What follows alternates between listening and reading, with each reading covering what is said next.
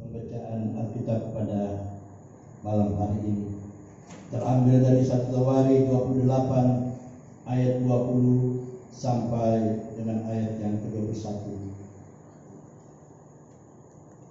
Demikian firman Tuhan. Lalu berkatalah Daud kepada Salomo anaknya, kuatkan dan teguhkanlah hatimu, dan lakukanlah itu. Janganlah takut dan janganlah tawar hati, sebab Tuhan Allahku menyertai engkau.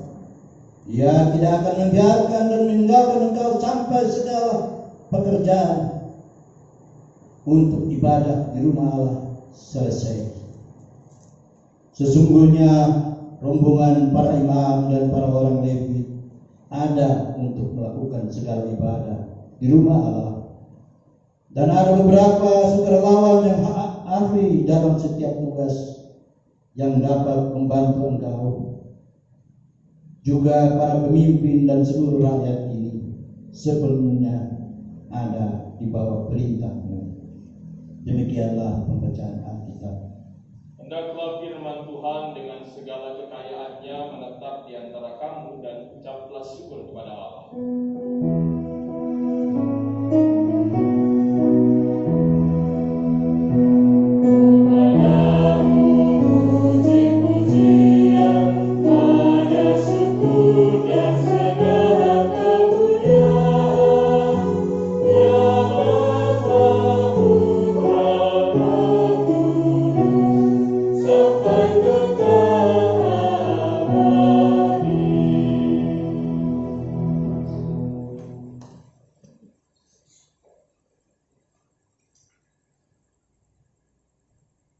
Ibu bapak, saudara-saudara, anak-anak yang terkasih dalam Tuhan Yesus Kristus, hari ini bersama-sama kita ketahui bahwa kita ada di penghujung tahun 2020.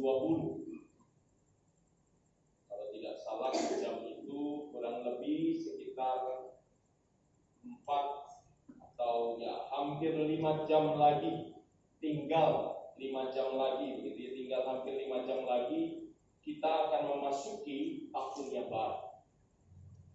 Artinya bahwa ini juga mengingatkan kepada kita sudah kurang lebih 366 hari kita lewati di tahun 2020 ini.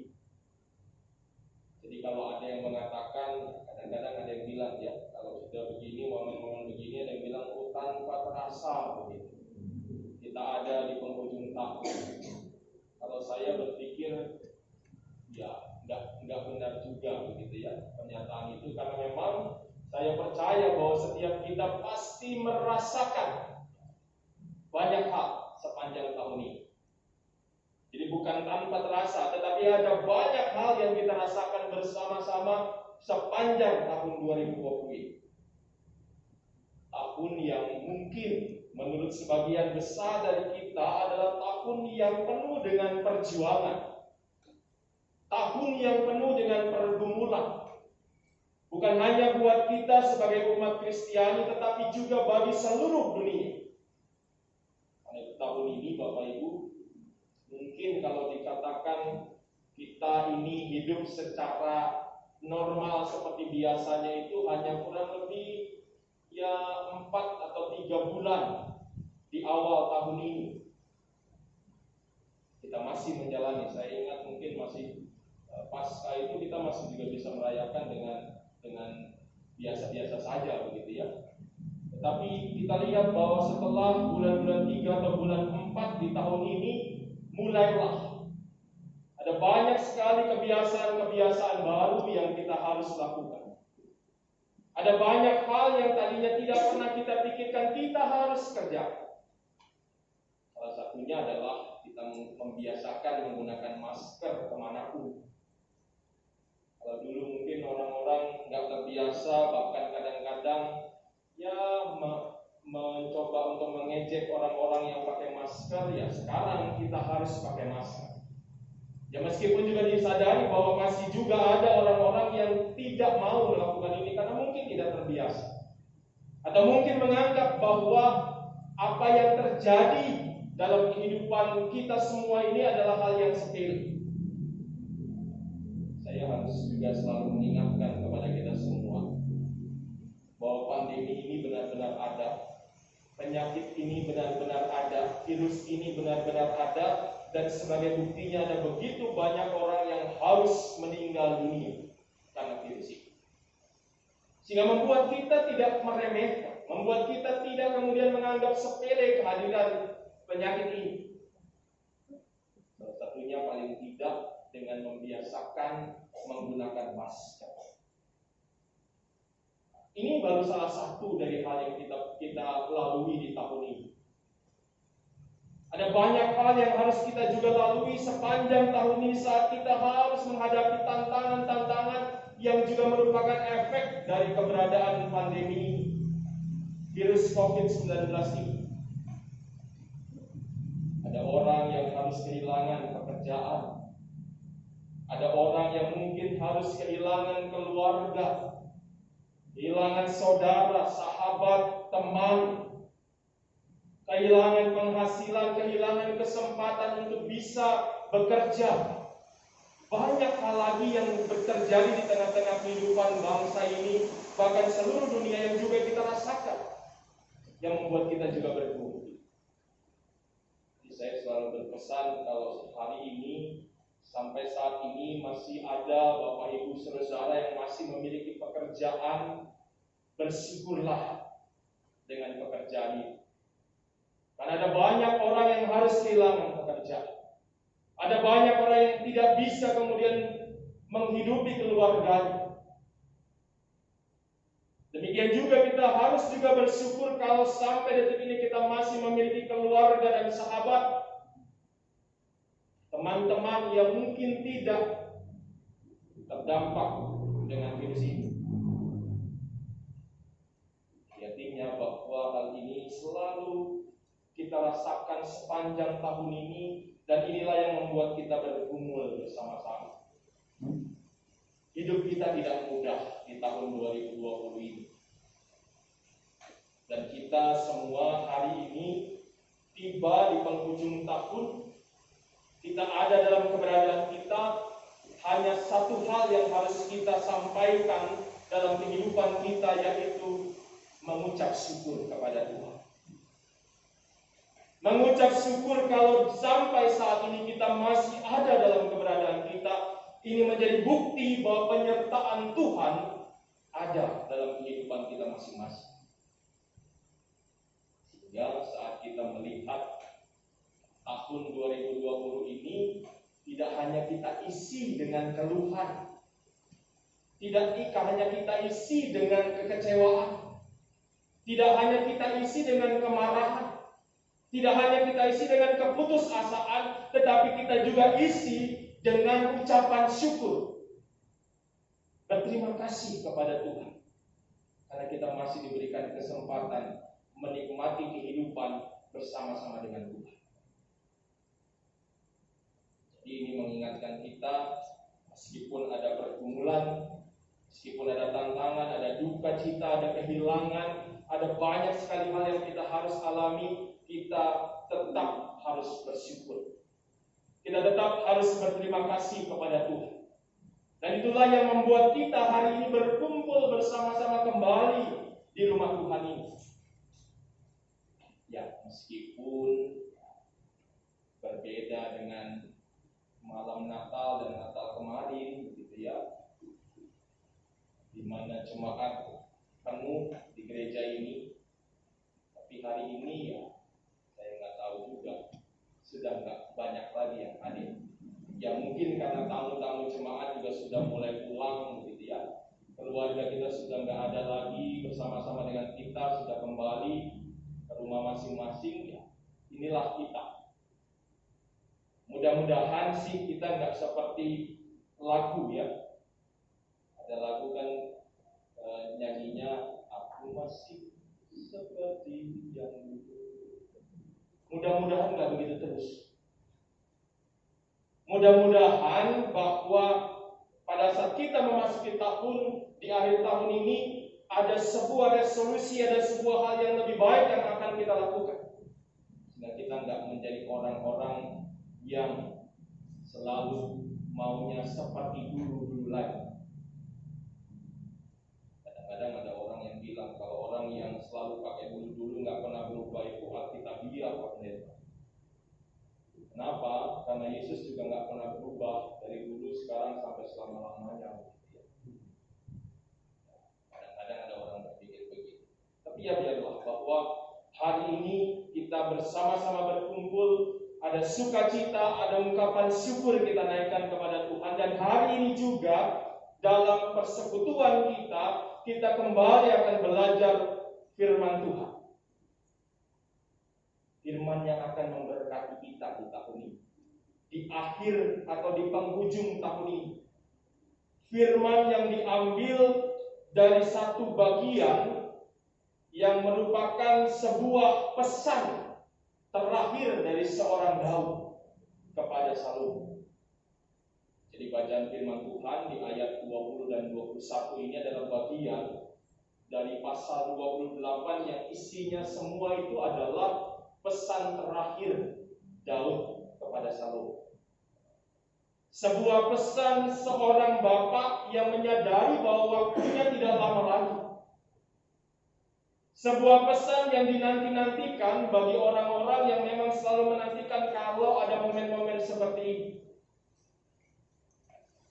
Jadi Daud waktu itu menyadari waktunya tidak lama lagi. Kebersamaannya dengan anak-anak, dengan keluarganya tidak lama lagi. Sehingga dia menyampaikan pesan kepada Salomo. Pesan yang juga berisikan sebuah nasihat, sebuah masukan kepada Salomo. Bapak Ibu Saudara, pesan ini saya mencatat ada 4 hal yang disampaikan Daud kepada Salomo lewat pesan ini. Yang pertama, lewat pesan ini juga kita diingatkan bahwa sebenarnya Daud itu punya keinginan, punya kemauan untuk membangun bait Allah. Jadi ada sebuah kerinduan dari seorang Daud bahwa dia dipakai Tuhan untuk jadi orang yang membangunkan bait Allah, tempat kehadiran Allah bagi umat. Karena memang tugas ini bukan tugas yang mudah, tetapi tugas yang juga dinantikan oleh banyak orang.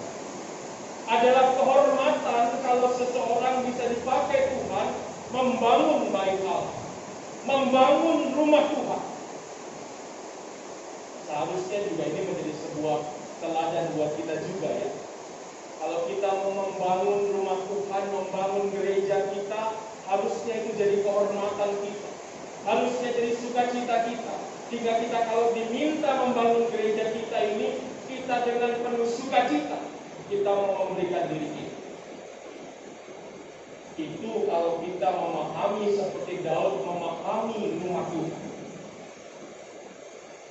Daud memahami rumah Tuhan adalah rumah di mana Tuhan hadir di sana, sehingga rumah itu menjadi sebuah rumah yang harusnya menjadi kediaman Tuhan yang istimewa.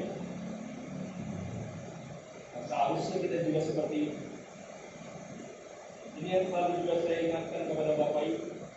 Kalau Bapak Ibu dipercaya Tuhan hadir di tengah-tengah persekutuan ini, gereja ini, ingatlah bahwa ada hal yang istimewa yang dipercayakan Tuhan kepada Bapak Ibu.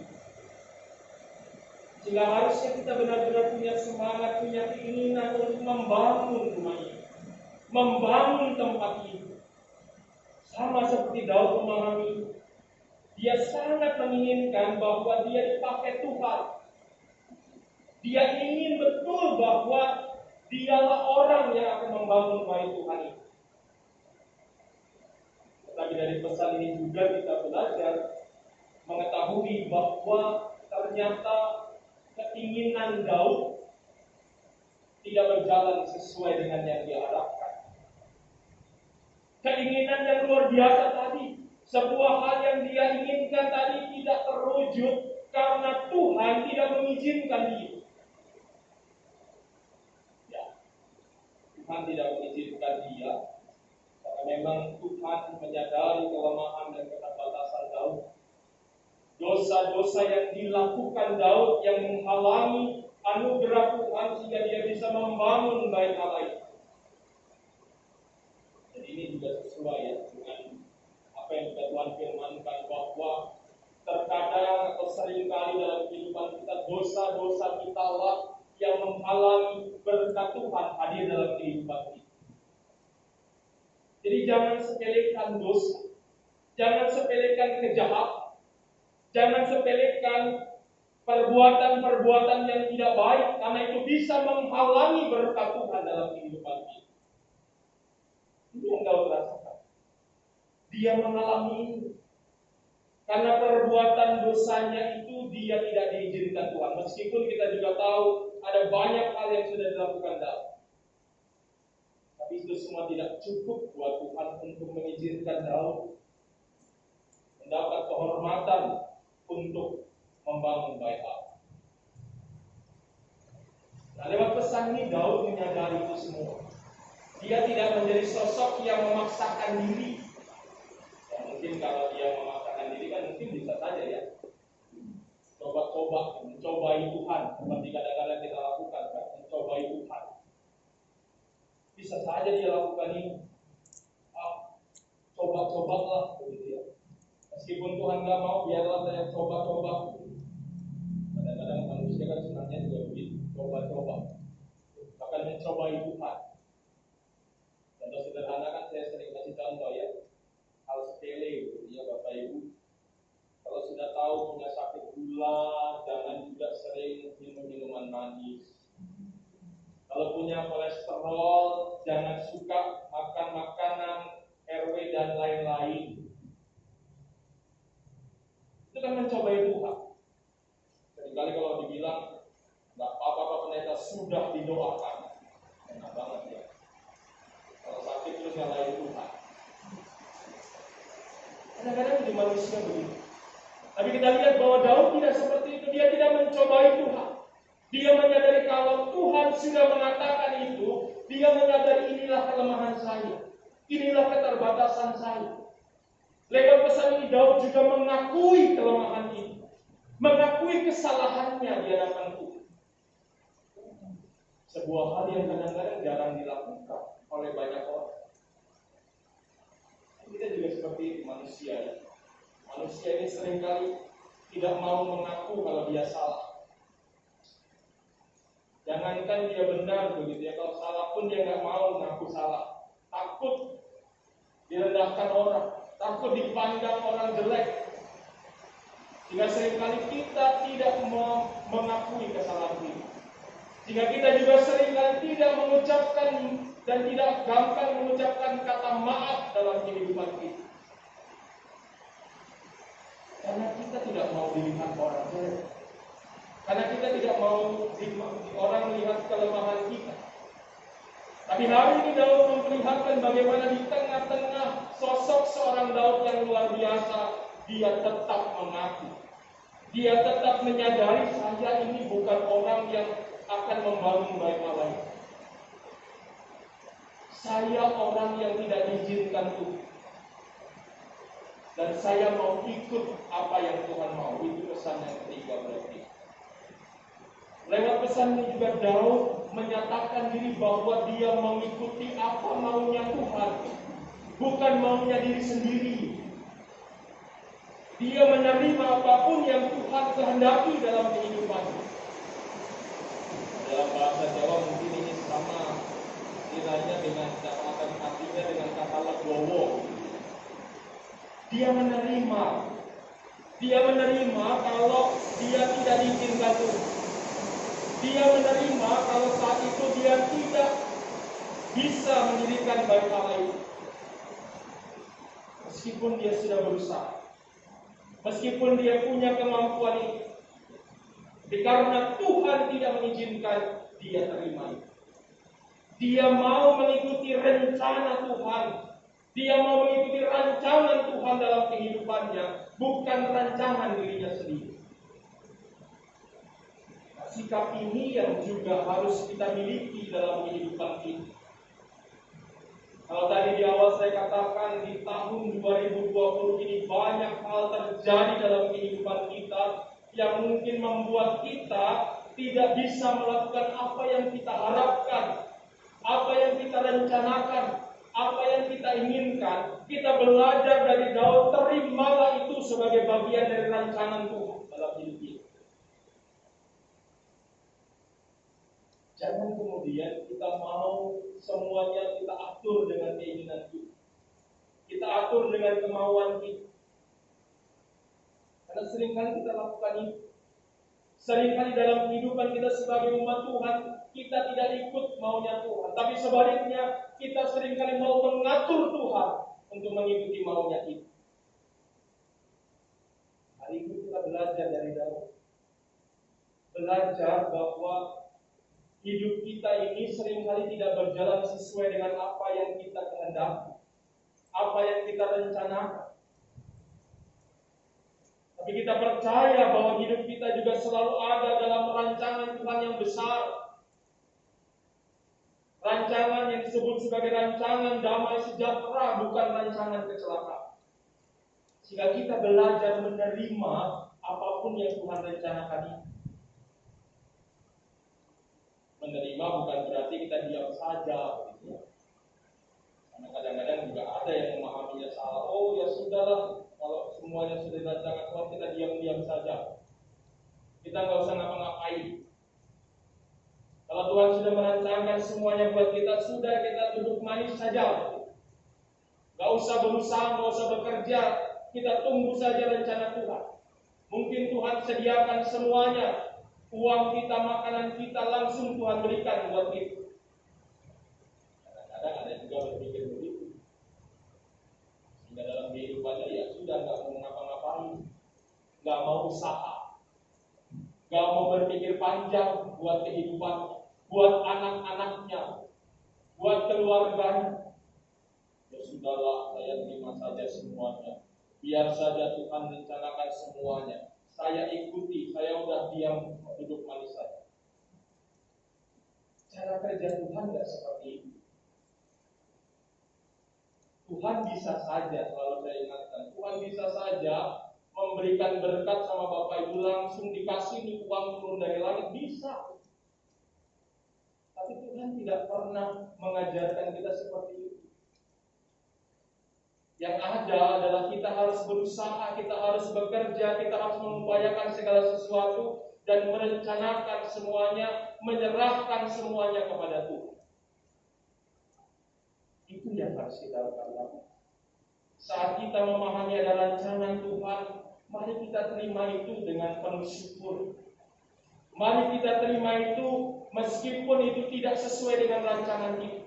Karena rancangan Tuhan lebih baik daripada rancangan kita. Itu yang harus kita ingat. Sama seperti halnya tahun ini. Banyak hal kita rencanakan, banyak hal kita rencanakan, semuanya tidak berjalan sesuai dengan apa yang kita rencanakan. Banyak hal yang kita jalani tidak sesuai dengan apa yang kita rencanakan. Tapi kita bersyukur bahwa kita masih diberikan kesempatan menerima dan merasakan kehadiran Tuhan. Sehingga itu menguatkan kita semua. Nah, secara khusus Bapak Ibu Saudara, lewat firman Tuhan malam hari ini di ayat 20 dan 21 ini, ada nasihat yang luar biasa dari seorang Daud buat anaknya. Ini juga mengajarkan kita ya, tugas orang tua itu juga mengajarkan anak-anak. Tugas orang tua itu juga mengarahkan anak-anak.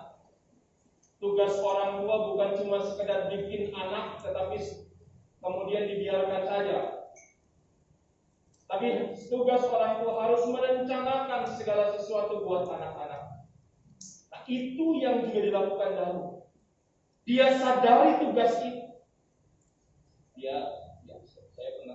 Saya pernah cerita sampaikan dalam khotbah bahwa orang Israel itu menyadari tugas mereka lah yang paling utama sebagai orang tua, mendidik anak-anak mereka, mengajarkan anak-anak mereka tentang Tuhan. Nah, itulah yang dilakukan Daud. Lewat 2 ayat ini, Daud menyampaikan pesan buat Salomo. Yang pertama pesannya buat Salomo, kita lihat bersama-sama, ikutilah perintahnya Tuhan. Jadi Salomo diingatkan untuk mengikuti perintah Tuhan. Kita Kita lihat bersama-sama bagaimana Daud mengingatkan kepada Salomo untuk senantiasa menyadari bahwa pada saat itu Salomo adalah anak-anak Tuhan. Oleh karena itu, belajar dari pengalaman yang dialami oleh ayahnya sebagai seorang yang beriman kepada Tuhan, Salomo harus mengingat itu. Meskipun memang mungkin tidak semua pengalaman iman Daud itu diketahui langsung oleh Salomo, gitu ya. Tetapi kita lihat bagaimana lewat pesan ini Daud mengatakan kepada Salomo yang pertama, kuatkan dan teguhkanlah hatimu. Jadi ini menjadi sebuah pesan yang mau mengatakan kepada Salomo bahwa tugasmu ini enggak mudah. Tugasmu membangun bait Allah ini enggak mudah. Sehingga kamu harus menguatkan dirimu, meneguhkan imanmu, sehingga kamu bisa menjalani semua tugas ini. Yang kedua, Daud katakan lakukanlah itu. Jadi lakukanlah tugasmu itu. Jangan lari dari tanggung jawab. Jangan kamu kemudian berhenti dari tanggung jawab, tapi kerjakan tugasmu itu. Bukan cuma sekedar sebuah perkataan, bukan cuma sekedar sebuah pernyataan, tapi juga perbuatan harus kamu lakukan. Ini juga contoh buat kita mengenai saudara. Kalau kita bilang kita mengenal dan percaya Tuhan, kalau kita bilang bahwa kita kuat dan meneguhkan hati kita pada Tuhan, maka kita juga harus melakukan itu dalam hidup. Jangan cuma bicara, jangan cuma banyak ngomong. Tadi banyaklah juga berkata, banyaklah juga kita bekerja buat Tuhan. Karena biasanya Bapak Ibu kalau orang yang banyak bicara, sedikit kerja, benar ya? Kadang-kadang begitu ya.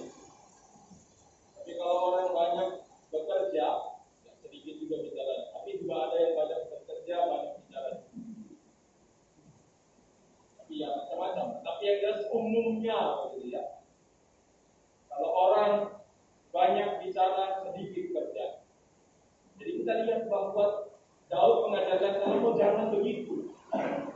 Jangan cuma imanmu itu sebagai sebuah omongan, sebagai sebuah hal yang kamu ketahui atau kamu pegang, tapi lakukan itu, nyatakan itu. Jadi kalau kamu sudah kuat, kamu sudah tahu tugasmu, jalani. Jangan cuma bicara. Kemudian juga selanjutnya dia katakan kepada Salomo, janganlah takut dan janganlah tawar hati. Namanya tugas membangun bait Allah ini boleh dikatakan ya tadi seperti saya katakan, tugas besar, tugas istimewa.